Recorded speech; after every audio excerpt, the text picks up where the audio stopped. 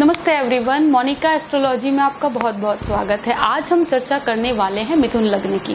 मिथुन लग्न या मिथुन राशि वालों के लिए ये अगस्त का महीना किस तरह की परिस्थितियां लेकर आ रहा है, आज उसकी हम पूर्ण चर्चा करेंगे। देखिए, मिथुन लग्न का स्वामी होता है बुध, और बुध जो है शुरू के 8 दिन के लिए सेकंड हाउस में स्थित होने वाला है।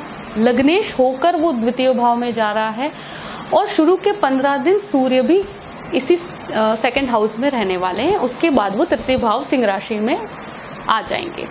तो ये जो सूर्य बुध की युति दूसरे भाव में जा रही है, तो कहीं ना कहीं आप अपने परिवार वालों के साथ बैठकर कोई भी प्रॉब्लम है उसका सोल्यूशन निकालने की कोशिश करेंगे। कोई पारिवारिक संपत्ति, क्योंकि आपका चतुर्थेश भी बुध है, तो पारिवारिक प्रॉपर्टी या कोई हेरिडिटी में आपकी कोई प्रॉपर्टी से रिलेटेड कोई वाद विवाद अगर चल रहा है, तो अब बैठकर उसका सॉल्यूशन आपको निकालना होगा। और ये परिस्थिति आपको लाभ भी दे रही है। अगर आप कोई भी सॉल्यूशन निकालना चाहते हैं, आप इस महीने में प्रॉपर्टी से रिलेटेड कोई भी आपका पुरानी पैतृक संपत्ति जिसको कहते हैं, उससे रिलेटेड अगर कोई भी सॉल्यूशन निकालना है तो ये बेस्ट टाइम है। क्यों? सूर्य और बुध की युति बनी हुई है सेकंड हाउस में, और सूर्य 15 तारीख के बाद चला जाएगा आपके तृतीय भाव में। तो ये जो घर के अंदर बैठकर जो भी आपको बातचीत करनी है वो प्रॉब्लम सॉल्व हो जाएगी। मगर शनि की भी दृष्टि उस पे पड़ रही है, तो सूर्य शनि का जो ये दृष्टि संबंध बन रहा है, इसके कारण आपको वाणी संबंधित घर में किसी को भी अपशब्द बोलकर आपको कोई नुकसान नहीं करना है। आपको अपना कार्य बुद्धि से कार्य पूरा करना है, क्योंकि बुध साथ में है, तो कहीं ना कहीं आपको ये दिमाग से आप कार्य करेंगे भी सही, मुझे 100% ये भरोसा है। मगर फिर भी मैं ये कह रही हूँ कि बहुत ध्यान से बोलिएगा, क्योंकि वाणी के कारण आपके कोई संबंध बिगड़े नहीं, और वातावरण घर का सुखद रहने की जगह तकलीफ न हो जाए, इस चीज़ का ध्यान रखना है। किसी के मन को नहीं दुखाना है, हमें बुद्धि से कार्य पूरा करना है, तो ये चीज़ का आपको बहुत ध्यान रखना है। तो लग्नेश की स्थिति अच्छी है, आप अपने घर वालों के साथ थोड़ा टाइम भी स्पेंड करेंगे, प्रॉब्लम्स का सोल्यूशन भी निकाल पाएंगे, और फाइनेंशियल गेन्स भी बने हुए हैं, तो ऐसी कोई चिंता की बात नहीं है। अगर कोई कमीशन संबंधित कार्य करते हैं, इंश्योरेंस से संबंधित कोई कार्य करते हैं, तो भी आपके लिए बहुत अच्छी परिस्थिति है। देखिए, आपके तृतीय भाव में सूर्य, मंगल और बुध, इस तीनों की युति बनने वाली है। 15 तारीख के बाद ये सूर्य आपके तृतीय भाव में आ जाएगा। मंगल भी आपकी सिंह राशि में है तृतीय भाव में, और बुध भी 9 तारीख से लेकर 26 तारीख तक तृतीय भाव में आ गया। तो तीसरा भाव यानी कि पराक्रम, साहस, छोटे भाई बहन, ये सब जो स्थितियां हैं वो एक्टिवेट हो रही है। तो आपके अंदर जो पराक्रम की वृत्ति होगी वो इतने हाई लेवल पे होगी, आप जो भी कार्य करेंगे उसमें आपके अंदर एक आत्मविश्वास बना रहेगा। तो अब कोई भी डिसअपॉइंटमेंट नहीं रहेगा, क्योंकि आपने जो कार्य काफी समय से किया हुआ है, अब उसका फल मिलने का समय है। तो आपको मैं कुछ पॉइंट्स बताना चाहूंगी। देखिए, कॉन्फिडेंस बहुत है, ज्ञान भी बहुत है, आपका ज्ञान के अंदर कोई कमी नहीं है। तो आप अगर कोई इंटरव्यू की तरफ जा रहे हैं, तो इंटरव्यू में बिल्कुल कॉम्प्रोमाइजिंग पोजीशन में मत आइएगा। सामने वाला ऐसी परिस्थिति आपके सामने खड़ा करेगा कि आप इतने के अंदर ये, मतलब कोई ऐसी परिस्थिति होगी जहां आपको कॉम्प्रोमाइज करना पड़े, तो नहीं करना है, क्योंकि अब आप बहुत मजबूत परिस्थिति में हैं। क्योंकि आपके ज्ञान में कोई कमी नहीं, आपके जो पर्सनैलिटी कह सकते हैं, आपके आत्मविश्वास में कोई कमी नहीं है, आपके डिसीजन मेकिंग में कोई कमी नहीं है, कोई भी गड़बड़ नहीं होने वाली। बहुत ही बेहतरीन समय है, शायद इस समय का आपको बेस्ट यूज करना चाहिए। मिथुन लग्न वालों के लिए ये बेहतरीन परिस्थिति है। इसका एक कारण मैं बताती हूँ, क्योंकि मंगल और सूर्य तृतीय भाव में है, तृतीयेश सूर्य है, तो आप कोई सोलर संबंधित कार्य करते हैं उसमें आपको बहुत अच्छा है। बस एक चीज मैं जरूर कहूंगी कि आप कोई भी जैसे कि मेहनत करते हैं उसका फल तो आपको मिल रहा है, मगर आपकी जैसे कहते हैं ना कि कम्युनिकेशन, क्योंकि तीसरा घर कम्युनिकेशन का भी होता है, तो कम्युनिकेशन के अंदर अग्रेशन नहीं होना चाहिए। अग्रेशन मतलब वाणी में आपके गुस्सा नहीं होना चाहिए, क्योंकि मंगल अग्रेशन देता है, डोमिनेशन देता है। तो ये चीज़ नहीं करनी है, बहुत ही पोलाइट होकर करोगे क्योंकि आप बेस्ट हो, आपके अंदर कोई भी माइनस नहीं है। आप जो भी कर रहे हो डिसीजन मेकिंग से लेकर हर चीज़ में अभी का टाइम बहुत ही परफेक्ट चल रहा है, तो आपको वो कार्य कर लेना चाहिए। और तो ये हो गई आपके कार्य की बात। इवन आपको बिजनेस का प्रपोजल आप इनिशिएट करना चाहते हैं तो भी ये बेस्ट टाइम है, आपको कर लेना चाहिए। कोई भी डरने वाली बात नहीं है, बिना डरे कार्य करना है। आपके फेवर में ये टाइम है, आपको लाभ भी बना हुआ है क्योंकि लाभ स्थान का स्वामी मंगल है और वो सूर्य के साथ है, तो कहीं पर भी आप बिल्कुल स्ट्रेस फ्री होकर कार्य करिए, आपकी सफलता गारंटीड है। 4th हाउस के अंदर आपके शुक्र बैठा है। अभी शुक्र जो है वो नीचस्थ पोजीशन में आ रहा है 11 तारीख से, क्योंकि 11 अगस्त को शुक्र आ जाएगा 4th हाउस में।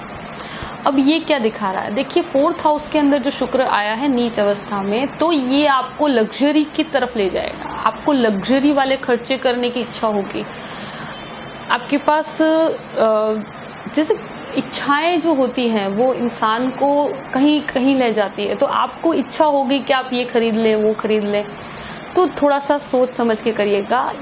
ऐसा मैं नहीं कह रही हूँ कि हमें खर्च नहीं करना है, बिल्कुल करना है, हमने पैसा कमाया किस लिए, मगर लग्जरी के पीछे बिना प्लान किए हुए और बिल्कुल स्पेंडिंग पे ही चले जाना तो ये गलत है, क्योंकि तुम्हारा राहु भी 12वें घर में है, तो ये बिल्कुल नहीं करना है। आपको कोई भी प्रकार का एक्सपेंस करते हैं तो थोड़ा सा प्री प्लान करके कीजिए तो अच्छा रहेगा, क्योंकि फिर आप फालतू के कोई लोन के चक्कर में पड़ जाएं और अपनी इच्छाओं को पूरा करने के लिए फिर वो एक स्ट्रेस लेकर घूमे, तो ये मत कीजिए। प्लान करके चलिए, बहुत अच्छा रहेगा और इस समय का बेस्ट यूज कर सकेंगे। हाँ, प्रॉपर्टी से रिलेटेड कार्य करना है, बहुत अच्छा समय है, कहीं पर भी आपको कोई प्रॉब्लम नहीं आने वाली है। 5th हाउस का स्वामी आपका शुक्र है और वो आपके 4th भाव में बैठा है, तो बच्चों के साथ मन मुटाव की स्थिति हो सकती है, विचार मतभेद हो सकते हैं, तो हो सके वहां तक अभी उनको डिस्टर्ब मत कीजिए। अगर कोई मन मुटाव की स्थिति है तो उसको बहुत ही नॉर्मल लेने की कोशिश कीजिए। बच्चों की ओवर स्पेंडिंग के कारण भी आपको स्ट्रेस हो सकता है, तो उनको प्रेम से समझाकर आप उनको ऑन ट्रैक ला सकते हैं। और बहुत ही टेम्पररी फेज है, तो इतनी स्ट्रेसफुल सिचुएशन नहीं है, मगर फिर भी मैं इसलिए कह रही हूँ कि बच्चों के साथ बहुत ही सॉफ्ट हार्टेडली कार्य करना है हमें। उनके साथ कोई मनमुटाव या लड़ने की स्थिति अभी मत क्रिएट कीजिएगा, हो सके तो हमें बहुत ही स्थिरता के सारे कार्य करना है। और देखिए 6th हाउस जिसके अंदर केतु बैठा है और वो है अनुराधा नक्षत्र में, जो शनि का नक्षत्र है, तो आपके शत्रु तो आप पे हावी बिल्कुल नहीं हो पाएंगे। अगर कोई लीगल मैटर चल रहा है, आप लीगल प्रॉब्लम में हैं कोई, तो आपको 100% सक्सेस मिल सकती है। आप कहीं पर भी कहते हैं ना, मात नहीं खाएंगे। क्यों? क्योंकि यहाँ का जो स्वामी है मंगल, और वो सिंह राशि में है और मंगल की पूर्ण 4th दृष्टि इस पे पड़ रही है, तो कोई भी प्रकार का अगर लीगल मैटर है आपको बहुत ही राहत मिल सकती है। अगर ऐसा कोई प्रॉब्लम चल रहा है तो ये एक बहुत ही बेटरमेंट वाली पोजीशन है। अब ये जो मंगल की दृष्टि जो पड़ रही है, इसके कारण एक चीज जरूर होती है कि ये जो मंगल केतु का योग है, तो इसमें आप कह सकते हैं कि कोई भी कहते हैं ना ब्लड संबंधित अतिरेक, यानी कि ब्लड प्रेशर, आपको फालतू ऐसा कोई प्रेशर नहीं लेना जिससे आपको ब्लड प्रेशर की कोई प्रॉब्लम हो, क्योंकि ब्लड से रिलेटेड कोई भी अगर प्रॉब्लम से आप गुजर रहे हैं तो आपको कोई भी प्रकार का लोड नहीं लेना है। आप प्राणायाम कीजिए, योगा कीजिए, जिससे आपके मन में एक शांति बनी रहे, क्योंकि अपना स्वास्थ्य भी उतना महत्वपूर्ण चीज है। हम हमारे स्वास्थ्य को बहुत लाइटली ले लेते हैं और blood pressure is not a small thing. आप मंगल के कारण वो एक अतिरेक रहेगा, आपकी ऊर्जा इतनी हाई लेवल पे रहेगी, तो उसके कारण आप कहीं ना कहीं स्ट्रेस हो जाता है, क्योंकि हमारे एम्बिशंस बहुत ज्यादा होते हैं। तो ये मत कीजिए, स्वास्थ्य ये सबसे बड़ी चीज है, नंबर 1। और शत्रु आप पे हावी नहीं हो पाएंगे, तो ऐसी कोई परिस्थिति नहीं है। देखिए सप्तमेश जो है गुरु होकर आपके 3य भाव में जा रहा है, तो ये वक्री पोजीशन में है, पत्नी का साथ आपको पूर्ण बना रहेगा, वो आपके सुख दुख में हर चीज में आपका साथ देंगी, तो ऐसी कोई परिस्थिति नहीं है। और गृहस्थ जीवन में भी कोई समस्या नहीं है। आप अगर कोई पार्टनरशिप भी करते हैं तो आप कर सकते हैं, उसमें भी कोई समस्या नहीं है। अगर वेल प्लान्ड अप्रोच के साथ कार्य किया जाए तो ये बहुत ही बेस्ट टाइम है, आप उसको बेस्ट यूज में ला सकते हैं। शनि आपके अष्टम भाव में है और वक्र पोजीशन में है। रिसर्च संबंधित कोई कार्य करना है तो आप कर सकते हैं, वो बहुत अच्छा है। और नवम भाव का स्वामी शनि होकर अष्टम में जा रहा है, तो ये एक बेस्ट पोजीशन है फॉर फॉरेन कंट्रीज के लिए। आप अगर फॉरेन जाना चाहते हैं तो बहुत अच्छा है। स्टूडेंट्स अप्लाई कर रहे हैं या ऐसा कोई भी पोजीशन है जहां वो फॉरेन की जाने की इच्छा रखते हैं और स्टूडेंट वीज़ा की तरफ जाना चाहते हैं, तो ये आपके लिए बेहतर पोजीशन है। अगर आप ऐसा एक्सपेक्ट कर रहे हैं तो आपका कार्य हो जाएगा। क्यों? क्योंकि कहीं ना कहीं राहु भी आपके 12वें स्थान में है और 12वें स्थान का अधिपति चतुर्थ में है। तो आपको फॉरेन जाने, आप कोई ट्रिप लगाना चाहते हैं फॉर एनीथिंग तो आप कर सकते हैं, उसमें आपको लाभ बना हुआ है। विदेश संबंधित कार्यों में आपको सफलता मिलेगी। गुरु जो है वो वक्र पोजीशन में है और वो दशमेश होकर आपके नवम भाव में जाकर वक्री हो रहा है। ये भाग्य का स्थान है, तो भाग्य का सपोर्ट पूरा बना हुआ है। अगर ऑनलाइन एजुकेशन से रिलेटेड कोई कार्य करते हैं, आप कम्युनिकेशन से रिलेटेड कोई कार्य करते हैं, कोई भी प्रकार का एजुकेशन सेक्टर में है, आप बुक्स का बिजनेस करते हैं, आप कुछ भी जो एजुकेशन से संबंधित कार्य है उसमें बहुत सफलता है और एक्स्ट्राऑर्डिनरी आपका भाग्य आपको सपोर्ट कर रहा है। क्योंकि ये जो परिस्थिति है, दशमेश का नवम भाव में जाना, भाग्य का सपोर्ट पूरा बना हुआ है और ये एक अच्छी पोजीशन में मानती हूँ। और अभी गुरु धनिष्ठा में है तो कहीं ना कहीं धन के लाभ भी आपके बहुत अच्छे बने हुए हैं, तो आपको इस चीज की चिंता करने की बिल्कुल जरूरत नहीं है। और जो दशम भाव का स्वामी गुरु है और कम्युनिकेशन से भी आप कार्य करते हैं, कोई एडवाइजिंग से रिलेटेड कोई कार्य करते हैं, किसी को एडवाइस देकर कार्य करना है तो वो भी बेस्ट पोजीशन है। टीचिंग से रिलेटेड कोई कार्य करते हैं उनके लिए भी बेस्ट टाइम है। तो अगर कोई प्रमोशन एक्सपेक्ट कर रहे हैं तो वो हो जाएगा आपका। और क्योंकि ये सूर्य बुध की युति ऐसी है और मंगल भी साथ में है, ऊर्जा की कोई कमी नहीं है, प्रमोशन का एक्सपेक्टेशन है तो आपको प्रमोशन मिलने की पूर्ण शक्यता है।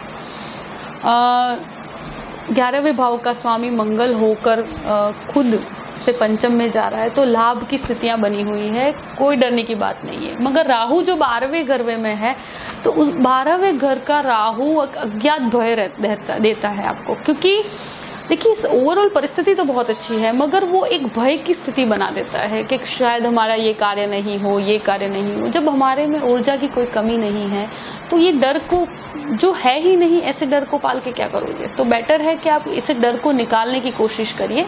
ऐसा है तो आप किसी से एडवाइस लेकर कार्य करिए और अपने एक एक डर को लड़कर हमें हराना है और उससे बाहर निकलना है। अगर हम डर कर बैठ गए तो कुछ कार्य नहीं होगा, तो हमको बहुत ही वेल प्लान्ड अप्रोच के साथ आगे बढ़ना है। और ये राहु के अज्ञात भय से बाहर निकलिए, बिल्कुल भी डरने की कोई जरूरत नहीं है। आप विदेश संबंधित कोई कार्य करते हैं उसमें भी आपको ये राहु सपोर्ट कर रहा है तो बेटर पोजीशन है, क्योंकि 12वें घर का स्वामी खुद चौथे घर में जा रहा है। तो ये आपको फॉरेन ट्रैवल की तरफ ले जा रहा है, आपके एक्सपेंसेस बढ़ा रहा है, ये चीज़ तो है। और आप करेंगे भी सही स्पेंडिंग, पर ध्यान से कीजिएगा, इतना मैं आपको ज़रूर कहूँगी। बाकी ओवरऑल परिस्थिति बहुत अच्छी है, जो पॉइंट्स मैंने बताए हैं उसमें आपको ध्यान रखना है। और कुछ रेमेडीज ज़रूर बताना चाहूँगी। देखिए सबसे बेहतर ये है कि आप गुरुवार के दिन गुड़ चने की दाल जो होती है वो गाय को ज़रूर खिलाना चाहिए। ये इसलिए कह रही हूँ मैं क्योंकि गुरु वक्र पोजीशन में है, तो लाभ में बढ़ोतरी करना चाहते हैं तो गायों की सेवा करना आपके लिए बहुत अच्छा है। ओम नमः शिवाय का जप करना बहुत ही बेहतर पोजीशन है। जो आपका सेकंड हाउस में प्रॉब्लम चल रहा है, प्रॉपर्टी से रिलेटेड कोई कार्य में आप अटक रहे हैं, प्रदोष करना चाहिए। प्रदोष जो है 5 और 20 अगस्त को है, तो जिसका भी चंद्र डिस्टर्ब है 6, 8 और 12 में बैठा हुआ है, तो उसके कारण क्या है, वो डिस्टर्ब रहते हैं, निर्णय नहीं ले पाते हैं। तो ऐसी स्थिति है तो प्रदोष का व्रत करने से आपको शिव जी की कृपा प्राप्त होगी और आप सही निर्णय ले पाएंगे, तो ये आपको जरूर करना चाहिए। और ओम नमः शिवाय का जाप कीजिए, उससे भी चंद्र बहुत मजबूत होता है। चंद्र जो होता है वो शिव की जटाओं में है, तो उसके कारण शिव की कृपा लेने से चंद्र मजबूत होता है, हमारी निर्णय की क्षमता बढ़ती है। तो ये चीज़ करने से बहुत अच्छा रहेगा आपको। ओवरऑल परिस्थिति बहुत अच्छी है, डरने की कोई भी बात नहीं है। आई होप कि ये वीडियो आपको पसंद आया होगा। अगर पसंद आए तो सब्सक्राइब भी कीजिएगा और लाइक भी कीजिएगा। Thank you so much. जय श्री कृष्ण।